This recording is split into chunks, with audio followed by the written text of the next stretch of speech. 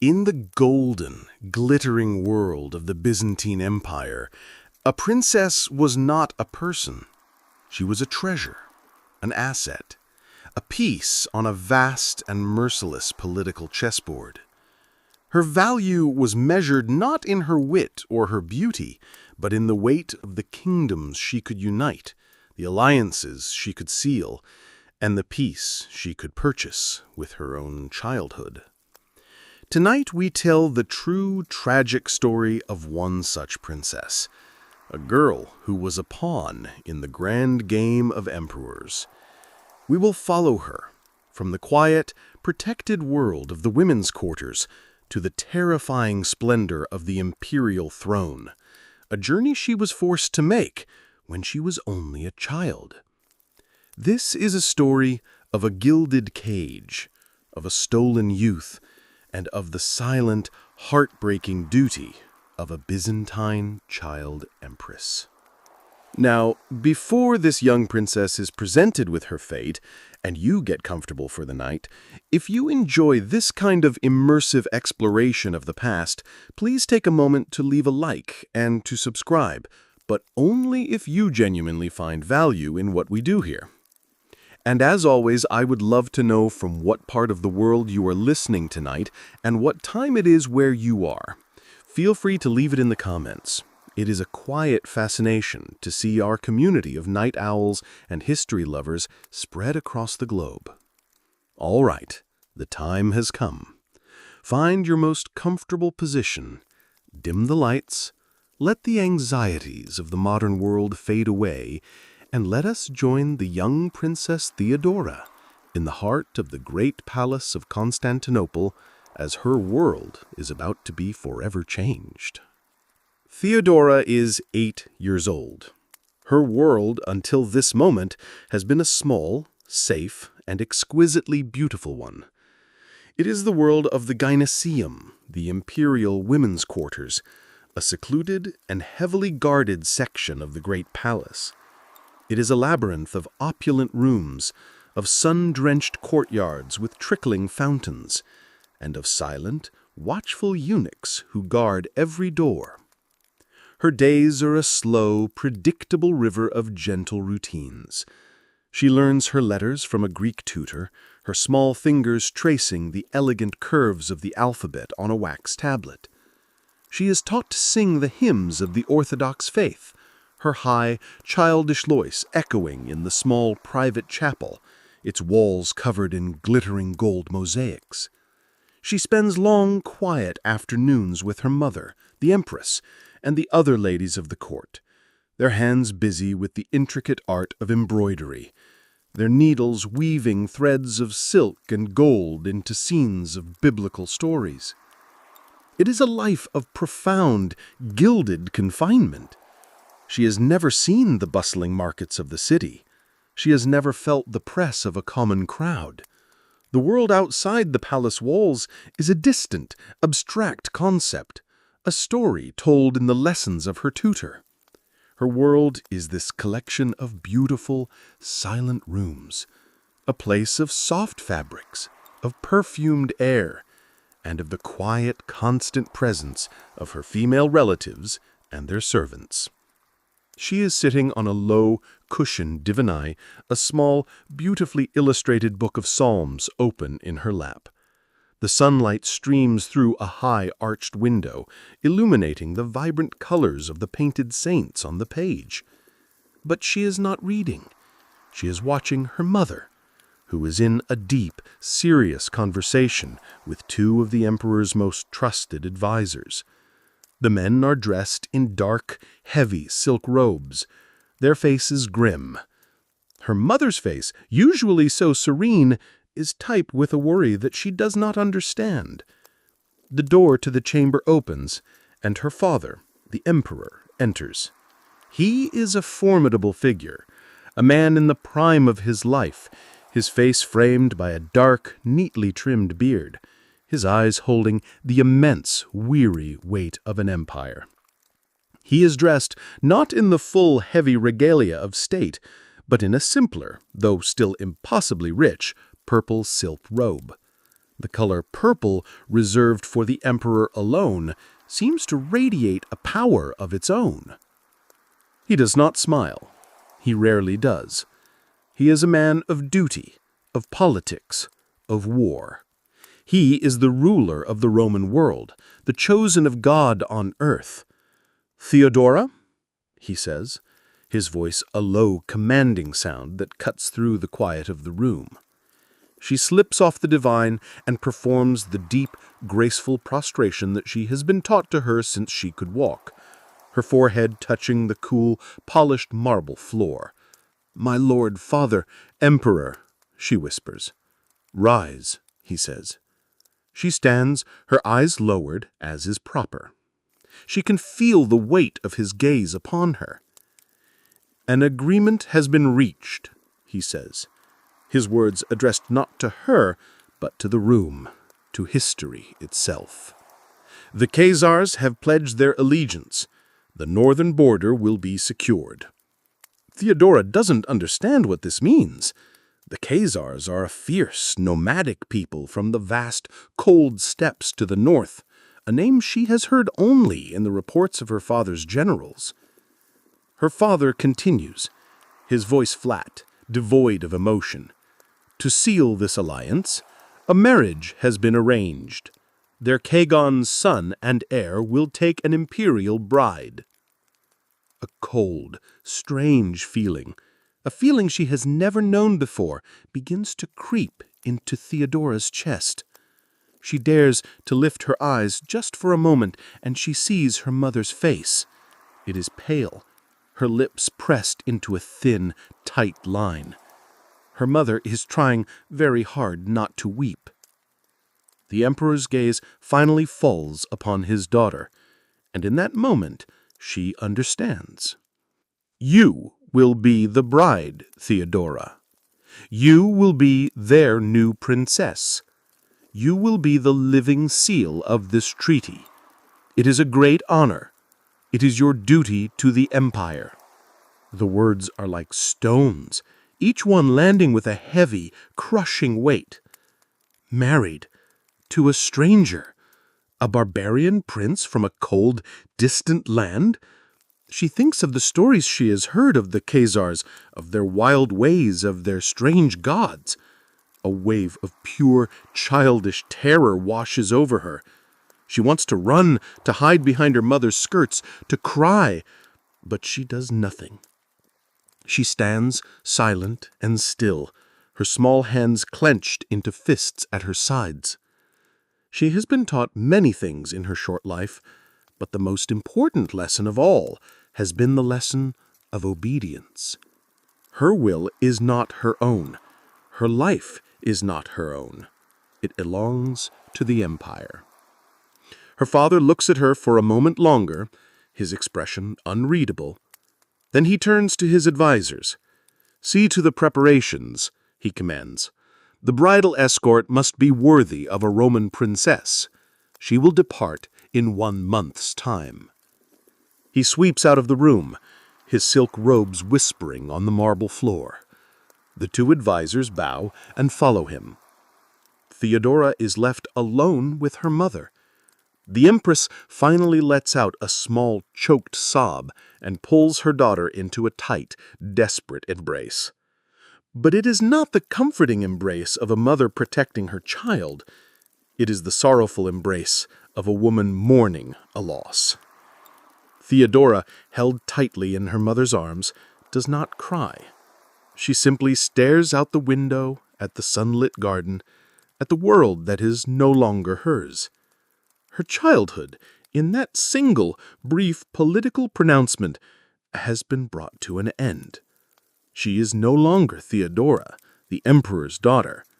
She is a political pawn, a treasure to be traded, a living sacrifice for the good of the state.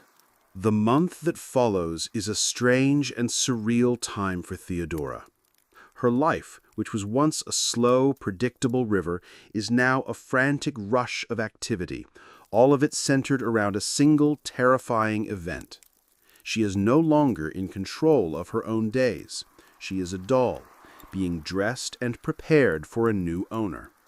Her mother, the Empress, a woman of great piety and quiet strength, takes charge of the preparations.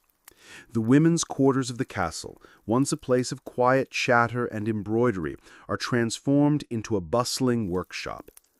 The first and most important task is the creation of the bridal gowns and the trousseau. Two of the finest seamstresses in Constantinople are summoned to the palace.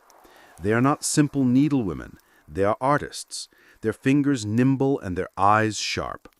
They treat Theodora with a respectful, almost reverential deference, but also with a clinical detachment. They measure her with strips of parchment, their movements quick and impersonal. They discuss her small, childish body as if she is not there. Her waist is small. We can emphasize that. Her shoulders are narrow. We will need to add padding to the ceremonial robes to give her the proper imperial silhouette. The fabrics are chosen by her mother from the imperial treasury. They are materials of almost unimaginable richness, treasures from every corner of the known world. There is heavy, deep purple silk from Tyre, so dark it is almost black, a color reserved for the imperial family alone. There is fine, almost weightless white silk from China, embroidered with golden griffins. There is rich crimson velvet from Italy, its texture a soft, luxurious caress under Theodora's fingers. Bolts of these precious materials are brought out from the family's great, fragrant cedar chests. The sewing begins. Theodora must stand for hours on a small wooden stool in the center of the room, holding perfectly still while the seamstresses pin and tuck and sew around her. The air is filled with the soft snip of scissors, the rustle of fabric, and the low, professional murmur of the women as they work. She watches her new identity being constructed around her, stitch by stitch. She sees the intricate gold thread being embroidered onto the collar and the cuffs of a robe, a pattern of vines and leaves, a symbol of the fruitfulness that is now expected of her. The gowns are beautiful, works of art, but to Theodora they feel like beautiful, heavy cages. While the dresses are being made, the other great task begins, the preparation of her trousseau. This is the collection of goods she will bring with her to her new home, a display of her family's immense wealth and a practical provision for her new life as the princess of a powerful, albeit barbarian, nation. Great, heavy wooden chests bound with iron and painted with the imperial eagle are brought into the solar. They are opened, and the scent of dried lavender and cedarwood fills the air. The family's store of fine linens is brought out. Theodora and her mother, along with the household servants, spent days counting, folding, and packing. There are dozens of linen sheets, pillowcases, and towels. There are fine silk chemises, underdresses, and nightgowns. Each item is inspected for any flaw, and each is a reminder that she is leaving this home, this life, forever. Another chest is filled with objects of state. There are silver plates and goblets engraved with the imperial crest. There are beautifully illuminated religious icons, their saints staring out with sad, golden eyes. There are gifts for her new husband and his family, a sword with a jeweled hilt, a heavy gold chain, and a bolt of the precious purple silk that only an emperor could bestow. A smaller, more ornate chest is for her personal treasures. Her father gives her a heavy gold necklace set with a single dark blue sapphire. It is a cold, formal gift, a symbol of her new status. Her mother gives her a silver-backed brush and a polished silver mirror. And she packs away her own few small treasures, a book of hours, its pages filled with beautiful hand-painted illustrations, a gift from her childhood tutor, a small carved wooden doll that she has slept with every night of her life. These small objects, these pieces of her old life, feel like anchors in a storm-tossed sea. During these weeks, her mother takes her aside for a series of quiet, formal conversations. They do not speak of love or of happiness. They speak of duty. Her mother instructs her on the practicalities of her new life, how to manage a household that will be very different from this one, how to deal with strange foods and stranger customs, how to be a gracious hostess to her husband's powerful chieftains. And then, in a low, hushed voice, her mother speaks of the wedding night, of her duty as a wife. The words are vague, clinical, and deeply embarrassing. She speaks of submission, of the importance of providing an heir, a son, to secure the alliance and her own position in her new home. It is a wife's duty to be a vessel for her husband's line, her mother says, her eyes not meeting Theodora's. Pray that God grants you a son quickly. A woman's true power in this world comes from her children. Isabel listens in silence, her face burning with a mixture of fear and shame. The beautiful romantic stories from her books, with their tales of chivalrous heroes and adoring ladies, now seem cruel, childish fantasies. This is the reality. This is her future, a life of duty, of submission, and of a quiet, desperate hope for a son. The month of preparation, a whirlwind of activity that seemed both impossibly long and terrifyingly short, finally comes to an end. The day of departure arrives, a bright, clear morning in early summer. You are woken before dawn, not by the gentle coaxing of your nurse, but by a formal summons. The ritual of dressing is even more elaborate than that for your wedding day. You are dressed in a traveling gown of deep blue silk, heavy with gold embroidery. A thick, warm cloak, lined with fur, is placed over your shoulders, a practical garment for the long journey north. Your hair is braided and bound with gold ribbons. You are no longer a child. You are an imperial treasure, being prepared for transport. You are led from the women's quarters, a place you will never see again, into the main courtyard of the great palace. The sight that greets you is one of overwhelming, calculated splendor. Your bridal escort is assembled, a small army designed to impress and intimidate. There are 100 soldiers of the Varangian Guard, the elite axe-wielding mercenaries of the Emperor, their armor gleaming in the morning sun. There is a long train of mules laden with your trousseau, the great painted chests strapped securely to their backs. And in the center of it all is your carriage. It is not a simple, functional vehicle. It is a gilded cage on wheels, a magnificent enclosed litter, carved with intricate patterns and painted in the imperial colors of purple and gold. It is to be pulled by 6 perfectly matched white horses. This is how you will travel. You will not see the world you are passing through. You will be a hidden jewel, a precious piece of cargo being delivered to its new owner. The farewells are brief, formal, and heartbreaking. Your mother, the Empress, her face a pale, stoic mask, embraces you. Her hands grip your shoulders with a desperate strength that betrays the composure of her expression. "Be strong, my daughter," she whispers, her voice a dry rustle of sound. "Remember who you are. You are a princess of the Romans. Do not shame us." There are no tears. Tears are a weakness the wife of an emperor cannot afford to show. Your father, the emperor, simply places a hand on your head for a moment, a brief, formal blessing.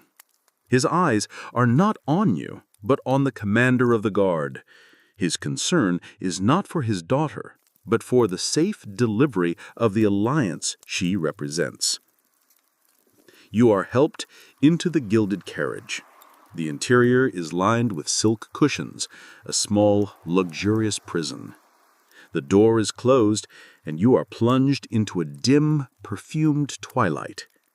You can hear the sounds of the world outside, muffled and distant, the shouted commands, the jingle of harnesses, the stamp of horses' hooves on the stone courtyard. Then, with a lurch, the procession begins to move. The journey is a slow, monotonous river of time. For days you travel through the familiar landscapes of the empire. You can see nothing from your carriage, save for the occasional fleeting glimpse of a dusty road or a field of wheat through the small latticed window. Your world is the gentle, swaying motion of the carriage, the creak of its wheels, and the company of your 2 ladies-in-waiting, women chosen for their loyalty and their discretion, who are as much your jailers as your companions. Then you begin to climb into the mountains, the great Balkan range that separates the civilized heart of the empire from the wild lands of the north. The air grows cooler. The journey becomes more difficult. The smooth, paved Roman roads give way to rough, winding mountain tracks. One evening, your carriage is forced to stop. There has been a rockfall ahead.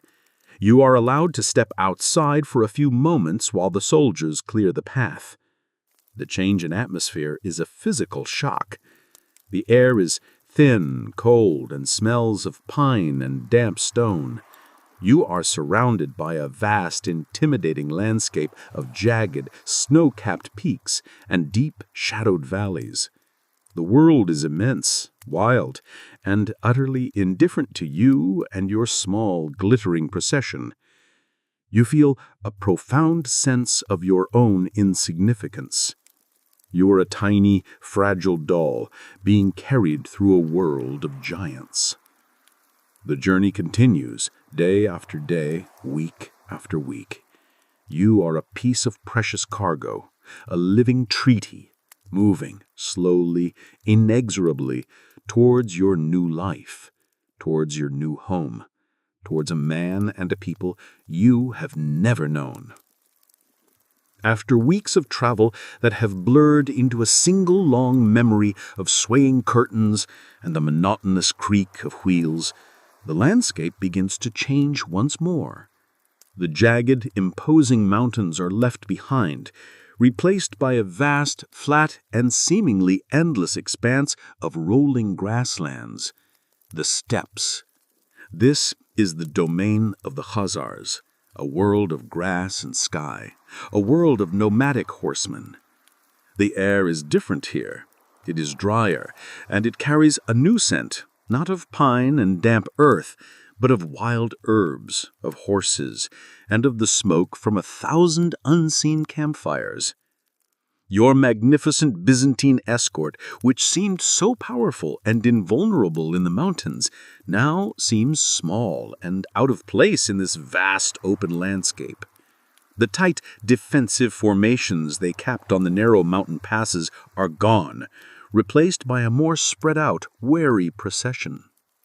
Then, one afternoon, you see it. On the horizon, it is not a city of stone walls and towering churches, but a sprawling, chaotic city of tents.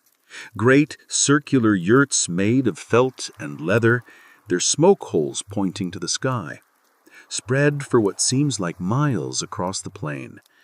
This is the Khagan's winter encampment, the heart of the Khazar Empire. As your procession draws closer, the people of the steppes come out to see you. They are unlike any people you have ever seen. They are men and women with high cheekbones, with dark, almond-shaped eyes that watch you with an intense, unreadable curiosity. They are dressed not in silk and linen, but in heavy wool, in leather, and in furs. They are a people who live their lives on horseback, and their movements are filled with a kind of wild, restless energy that is both fascinating and deeply intimidating. They stare at your gilded carriage, at the gleaming armor of your Varangian bard, at the rich fabrics of your ladies-in-waiting, with a mixture of awe and suspicion. You are a creature from another world, a fragile, glittering doll from a land of unimaginable wealth and strange customs. The carriage finally comes to a halt in the center of the great encampment before the largest yurt, a magnificent structure decorated with colorful felt patterns and topped with a golden finial. This is the tent of the Khagan, the ruler of this vast nomadic empire. The door of your carriage is opened. The bright, harsh light of the steppe floods in, and for a moment you are blinded. A hand, not the soft, manicured hand of a palace eunuch, but the hard, calloused hand of a Varangian guardsman, helps you down. You step out onto a carpet of rich, woven wool that has been laid on the ground for you. You are surrounded by the Khazar nobility, by fierce-looking chieftains with long, braided hair and faces weathered by a lifetime of wind and sun. The silence is absolute, a heavy, expectant silence. You are a child of 8, standing alone in the heart of a strange and powerful nation. Your journey is over. Your new life, your new duty, your new gilded cage is about to begin. You are led from the harsh, bright sunlight of the steppe into the dim, smoky twilight of the Khazan's great yurt. The air inside is thick with the smell of wood smoke, of roasting meat, of horses, and of 100 unwashed bodies. It is a powerful, animal smell, a world away from the perfumed, incense-laden air of your palace home. The interior is a vast, circular space, its walls hung with rich, colorful felt hangings and the pelts of wolves and bears. In the center, a great fire burns in a shallow pit, its smoke rising to the open smoke hole in the roof. The fierce-looking chieftains and nobles of the Khazar court are gathered here, their faces hard and unreadable in the flickering firelight. They part to let you pass, and you are led to the center of the yurt, to the raised platform where the Khazan, the ruler of this nomadic empire, sits on a low, carved wooden throne. And beside him, you see your future husband for the first time. He is not a boy, but a young man, perhaps 17 or 18 years old. He is tall and lean, but the long legs of a horseman. His hair is dark and braided, his eyes the same dark almond shape as the other Khazars, but his gaze is fixed on you with an intense, unnerving curiosity. He is dressed in fine leather and silk, a long knife with a hilt of gold and turquoise hanging at his belt. He is a prince of the steppes, a young wolf, and you are to be his bride. The ceremony that follows is a strange and bewildering mixture of your own Christian rites and their pagan traditions. A bearded Orthodox priest, who traveled with your escort, recites the familiar prayers in Greek, his voice a small, lonely sound in the vast, smoky tent. But there are other rituals, too. You are made to drink a cup of fermented mare's milk, a sour, pungent liquid that makes you want to gag. You are made to walk around the central fire 3 times, a ritual to bind you to their hearth, to their people.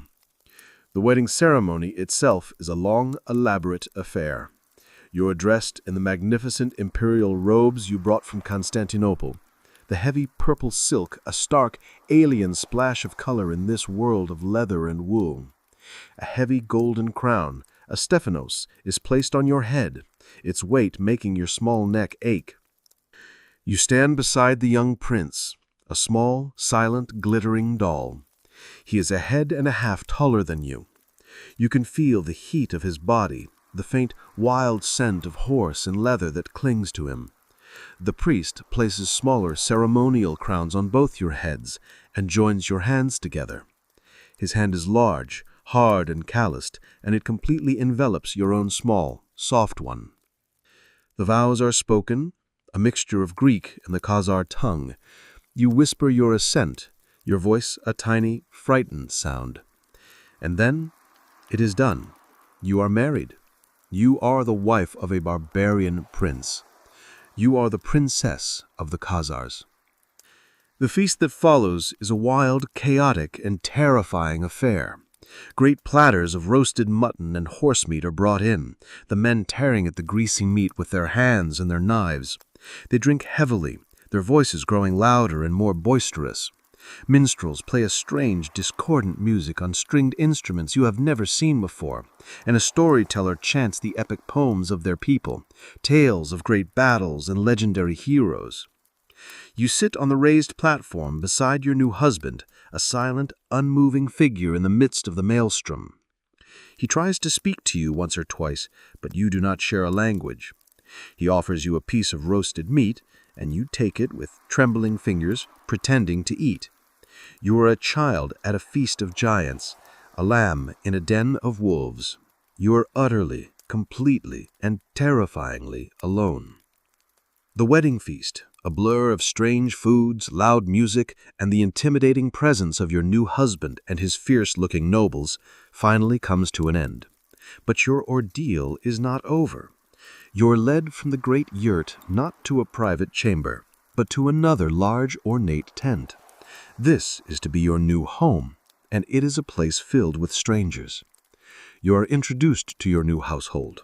It is a small army of servants and ladies-in-waiting, all of them Khazar women, their faces unreadable, their language a stream of incomprehensible sounds. They are to be your companions, your servants, and your jailers. Among them, you recognize a few of the Byzantine eunuchs who traveled with you from Constantinople. They are the only familiar faces in this strange new world, but you know that their first loyalty is not to you, but to your father, the emperor. They are here to watch you, to report on your behavior, to ensure that you are a proper and obedient Byzantine princess. Your new life is a strange mixture of opulent luxury and profound, suffocating loneliness. You are treated with a kind of rough, reverential respect.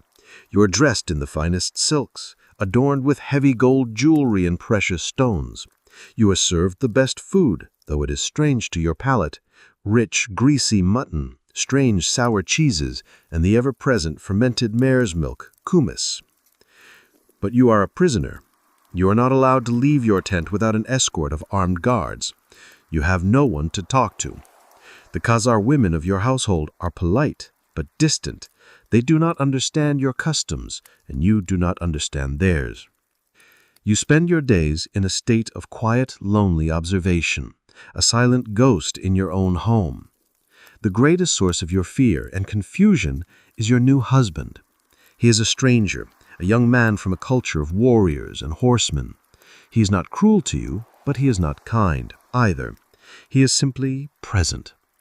He treats you not as a wife, but as a strange, exotic, and very valuable possession, a symbol of his family's new alliance with the great empire to the south. He tries to teach you their ways. He brings you a small, spirited steppe pony and tries to teach you to ride, but you are terrified of the wild, unpredictable animal. He shows you how to use a small composite bow, but your arms are too weak to draw the string. These are the skills of a Khazar princess, and they are utterly alien to you. You are a creature of the palace, of quiet rooms and gentle pursuits. You are a houseflower transplanted into a harsh and unforgiving wilderness. The language is an insurmountable barrier. You try to learn a few words of the Khazar tongue, but it is a harsh, guttural language, and the words feel clumsy and wrong in your mouth. You are surrounded by a constant stream of conversation, of laughter, of arguments, but you understand none of it. You are trapped in a world of silence, an island of incomprehension in a sea of strange sounds. Your only solace is in the few familiar objects you brought with you from home. In the privacy of your sleeping area, you take out your small carved wooden doll, its painted face worn smooth with years of affection. You hold it in your hands, and for a few brief moments, you are no longer a princess, no longer a wife. You are just a small, lonely, and frightened girl, a very, very long way from home. The seasons on the steppe turned with a brutal, unforgiving rhythm. The hot, dry summer gives way to a long, bitterly cold winter. The great nomadic encampment is broken down, and the court moves to a more permanent, though still rustic, winter capital, a small city of wooden buildings and stone fortifications. For you, the change of scenery makes little difference. A gilded cage is still a cage, whether it is made of felt or of wood. Years pass. You are no longer 8. You are 10, then 12, then 14. Your body begins to change. You are no longer a child, but a young woman. And with this change comes a new and more urgent set of expectations. The alliance that your marriage sealed must now be consummated, not just in ceremony, but in flesh and blood. The empire and the Khazar Khanate await an heir. Your life, which was once a lonely but relatively simple existence, becomes a complex and terrifying web of duties and rituals. You are no longer simply a princess. You are a key player in the future of two nations. You are taught the duties of a wife and of a future mother. The pressure is immense, a constant unspoken weight on your young shoulders. Your relationship with your husband changes. He's no longer just a distant, curious stranger. He is now your husband in truth, and you are expected to share his bed. These encounters are not moments of intimacy or affection. They are grim, silent, and dutiful affairs, a political necessity that you must endure. You learn to separate your mind from your body, to retreat into a small, quiet, and secret corner of your own soul, a place where he cannot touch you. Your days are now filled with the public rituals of the court. You must sit beside your husband during the long, tedious audiences, where the chieftains and nobles of the Khazar tribes come to pay their respects and settle their disputes. You must learn to sit perfectly still for hours on end, your face a mask of serene imperial dignity, while the men talk of war, of horses, of grazing rights, in a language you still barely understand. You are a silent, beautiful symbol of the Byzantine alliance, a living icon of the power and wealth of the empire your father rules. You learn to navigate the treacherous currents of the Khazar court. It is not the sophisticated, whispering court of Constantinople, with its complex intrigues and its silken poisons. It is a more direct, more brutal world. The power struggles here are played out not in secret councils, but in open displays of strength and loyalty. You learn to watch, to listen, to understand the subtle shifts in power, the rivalries between the great clans. You learn that a misplaced word, a sign of favor shown to the wrong person, could have deadly consequences.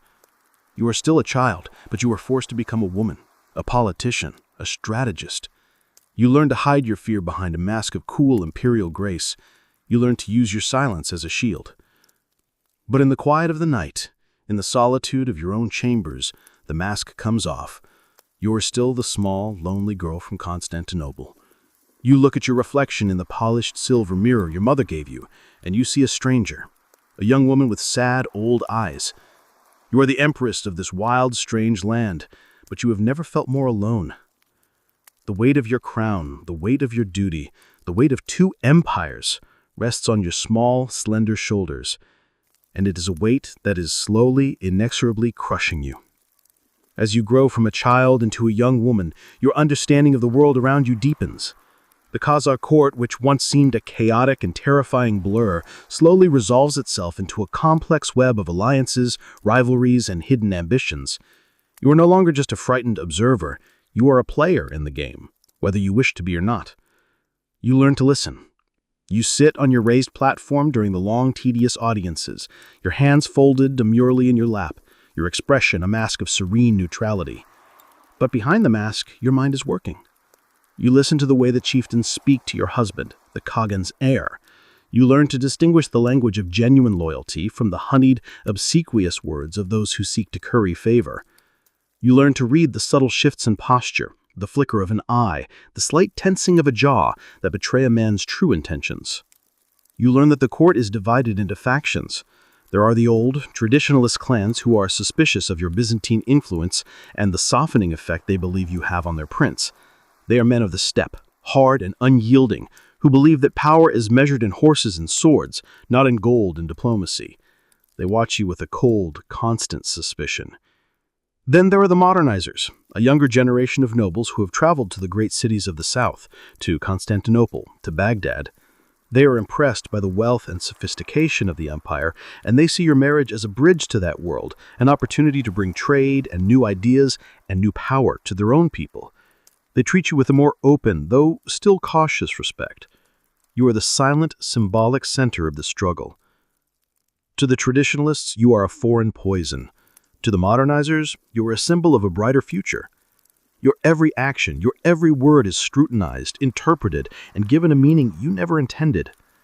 Your Byzantine attendants, the eunuchs and ladies-in-waiting who are your only connection to your old life, are both your comfort and your curse. They speak your language. They understand your customs. They are a small, familiar island in a vast, strange sea, but they are also the eyes and ears of your father, the emperor.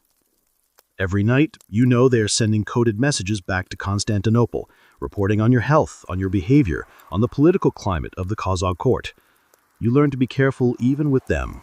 You learn that in the world of imperial politics, there is no such thing as the true friend.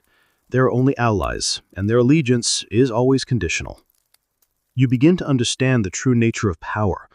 It is not just about armies and battles. It is about information. It is about knowing who is loyal, who is ambitious, who is in debt, who has a secret that can be used against them. You learn to watch, to listen, and to remember everything. You are a quiet, lonely spider sitting in the center of a vast and complex web, feeling the vibrations, learning the patterns. The pressure to produce an heir becomes a constant crushing weight.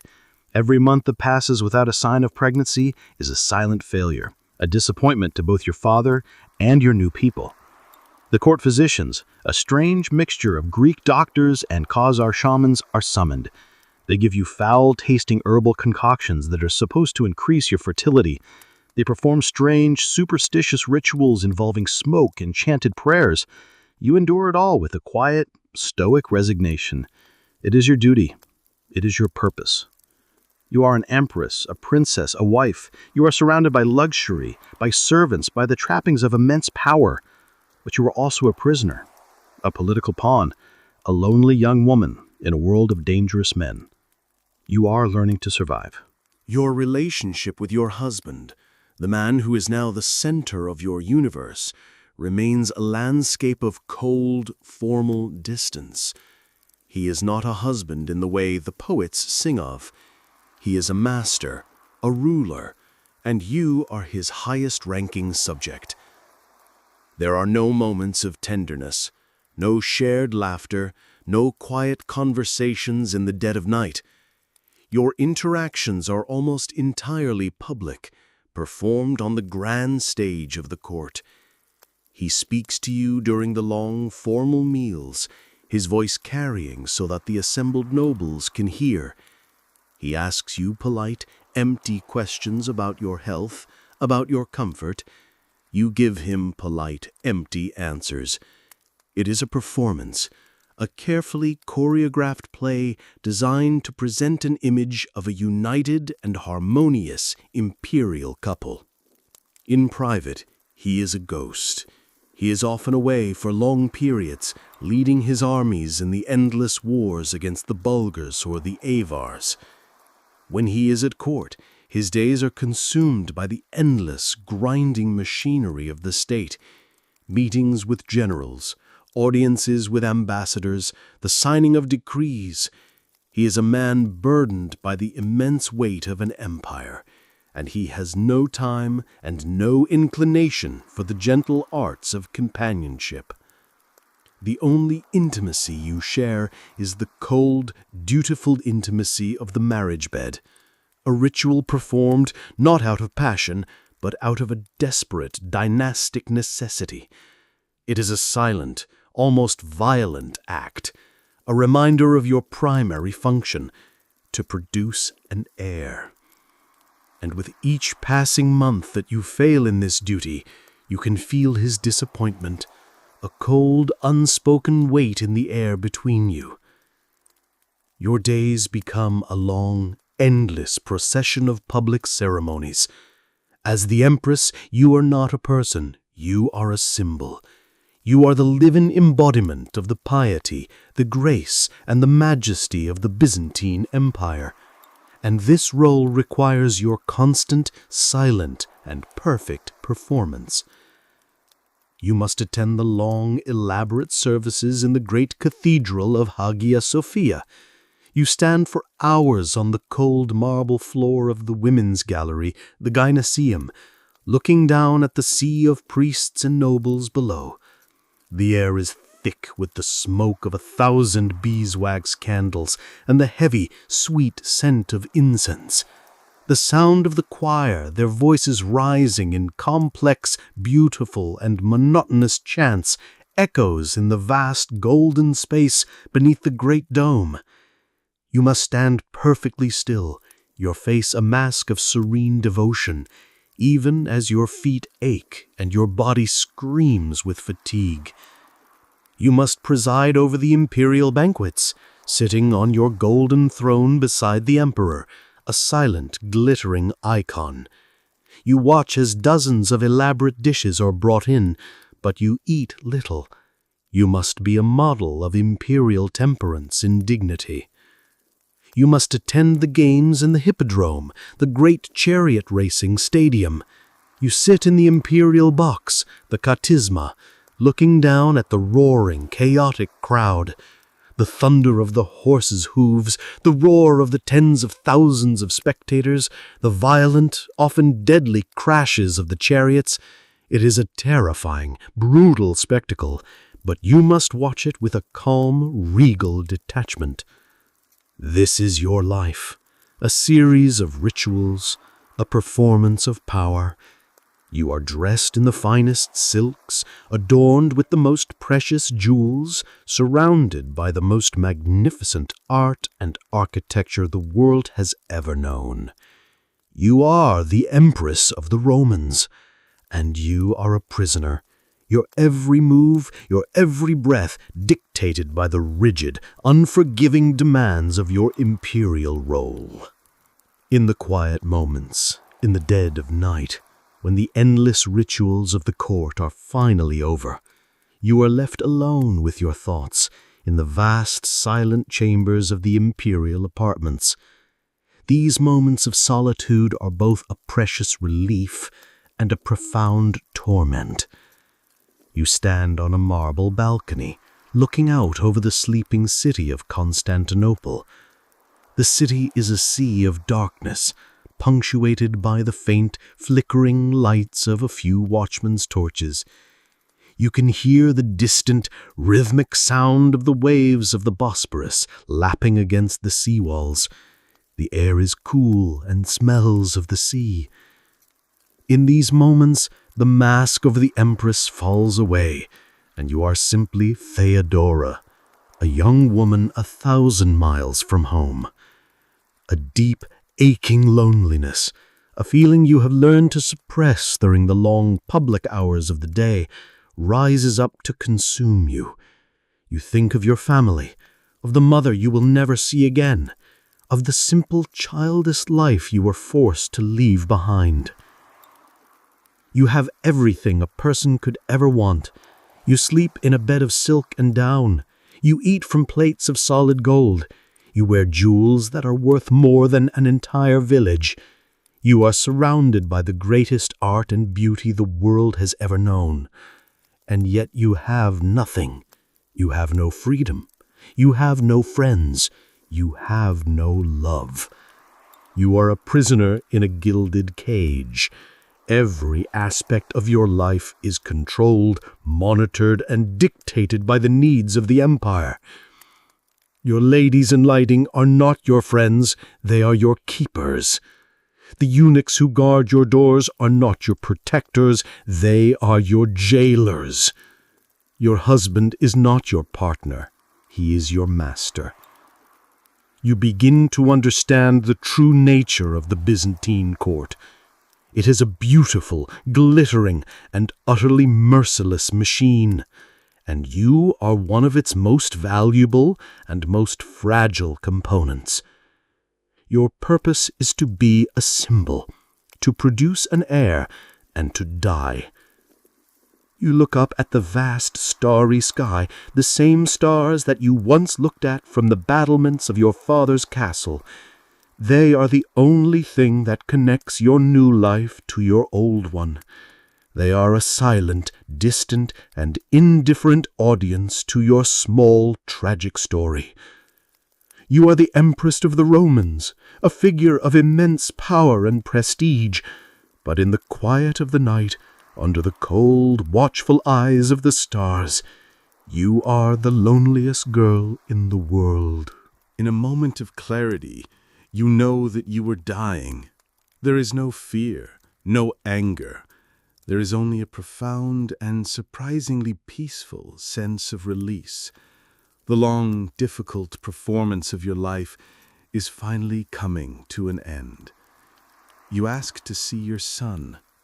They bring him to you, a small, warm bundle wrapped in fine linen. You look at his tiny, perfect face, and you see a mixture of your own features and those of the barbarian prince who is his father.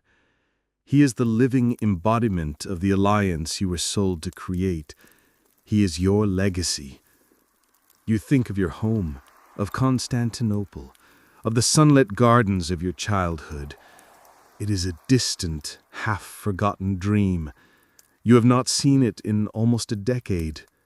You are the empress of the Khazars, but you will die in this strange foreign land, 1,000 miles from the world you were born into. Your husband, the prince, comes to your bedside. He looks down at you, his face a mask of stern, unreadable grief. He is a father now, with a son and heir. You have given him the one thing he needed from you. Your purpose is fulfilled. Your breathing becomes shallow. The world begins to fade, the edges of your vision growing dark.